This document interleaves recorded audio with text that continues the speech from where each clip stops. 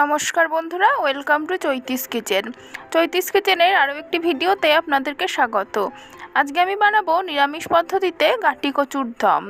গাঁটি কচু এ সময় বাজারে খুবই অ্যাভেলেবেল থাকে। তো আমি এখানে 250 মতন গাঁটি কচু নিয়ে নিয়েছি। আর এই গাঁটি কচুগুলোকে এখন আমি ভালোভাবে ছাড়িয়ে নিচ্ছি। আমি চাকু দিয়ে ছাড়াচ্ছি, আপনাদের যেরকমভাবে সুবিধা হবে আপনারা সেরকমভাবে ছাড়াবেন। তো গাঁটি কচুগুলোকে এখন আমি খুব ভালোভাবে ছাড়িয়ে নেব। গরমের দিনে সময় এই ছোটো ছোটো গাঁটি কচুর দম খেতে খুবই ভালো লাগে। আর আপনারা যদি এভাবে গাঁটি কচুর দম বানান তাহলে আরও ভালো লাগবে খেতে।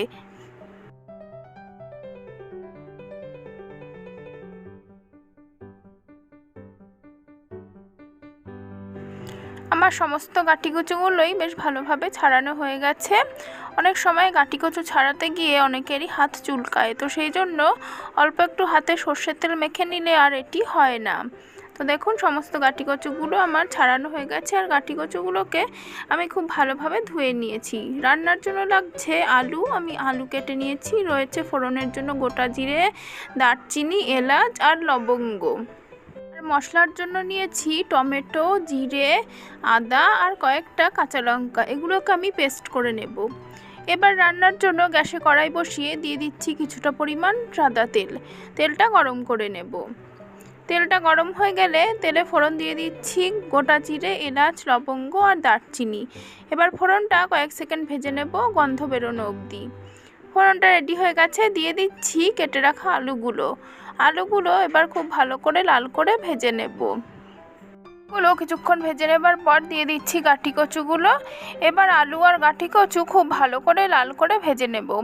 গাঁটি কচু যদি আগে থেকে সেদ্ধ না করে নেন তাহলে খুবই ভালো করে লাল করে ভেজে নিতে হবে, নাহলে এগুলো সেদ্ধ হতে চাইবে না। এগুলো ভাজার সময় আমি দিয়ে দিচ্ছি কিছুটা পরিমাণ লবণ দিয়ে গাঁটি কচু বা আলু বা যে কোনো তরকারি ভাজলে পরে সেগুলো খুব ভালোভাবে সেদ্ধ হয়ে যায়। এখন আমি কড়াইটা ঢাকা দিয়ে দিচ্ছি এগুলো একটু সেদ্ধ হওয়ার জন্য। কিছুক্ষণ পর ঢাকনাটা তুলে আমি এবারে গাঁটি কচু আর আলুটা বেশ ভালোভাবে নাড়াচাড়া করে নেব এবং আরও ভালোভাবে ভেজে নেব।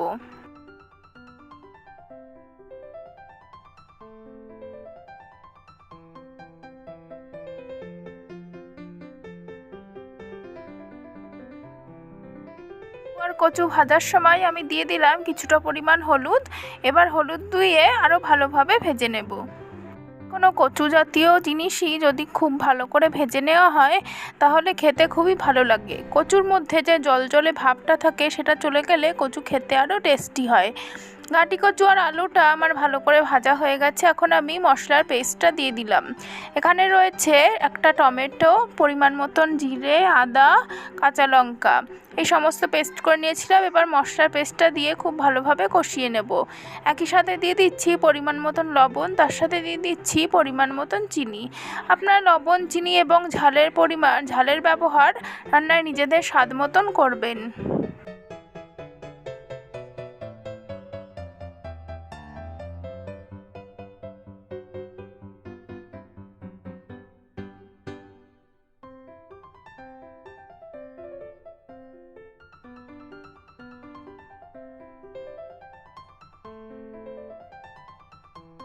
গাঁটি কচু খুবই অল্প তেল মশলায় রান্না হয়ে যায়।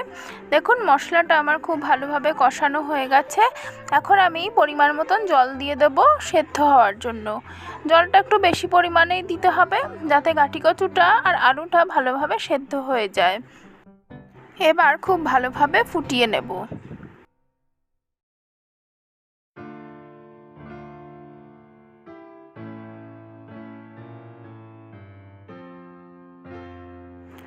ঝোলটা ফুটে বেশ ঘন হয়ে গেছে আর গাঁটি কচু এবং আলুটাও বেশ ভালোভাবে সেদ্ধ হয়ে গেছে। আর একটুক্ষণ ফুটিয়ে আমি আরেকটু ঘন করে নেব। তবে বেশি ঘন করার দরকার নেই, কারণ বেশি ঘন করলে এতে ঝোল প্রায় থাকবেই না, কারণ ঠান্ডা হলে পরে গাঁটি কচুর ঝোল কিছুটা টেনে যায়। এখন আমি কিছুটা পরিমাণ গরম মশলার গুঁড়ো দিয়ে দিচ্ছি আর দিয়ে দিচ্ছি পরিমাণ মতন ঘি আর গরম মশলার গন্ধটা যে কোনো নিরামিষ রান্নায় খুবই ভালো লাগে। ঘি আর গরম মশলাটা এখন আমি তরকারির সাথে মিশিয়ে তারপরে নামিয়ে নেব।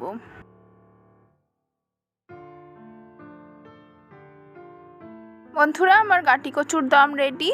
এরকমভাবে খুবই সহজ পদ্ধতিতে অসাধারণ একটি রেসিপি বানিয়ে নেওয়া যায়। আর বন্ধুরা, আমার আজকের ভিডিও কেমন লাগলো সেটা অবশ্যই জানাবেন, রান্না কেমন হলো সেটাও জানাবেন। আর আমার চ্যানেলটিকে এখনও যারা সাবস্ক্রাইব করেননি তারা আমার চ্যানেলটিকে সাবস্ক্রাইব করে পাশে থাকা বেল বাটনটি প্রেস করবেন এরকম আরও নতুন ভিডিওর আপডেট পাওয়ার জন্য। ধন্যবাদ বন্ধুরা।